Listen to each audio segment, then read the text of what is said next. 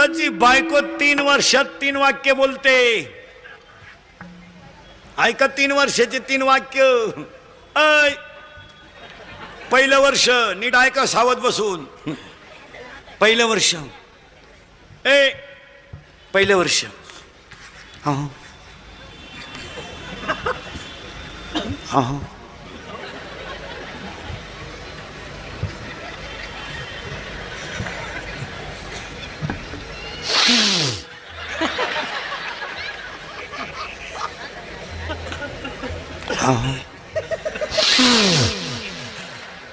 ऐकलं का?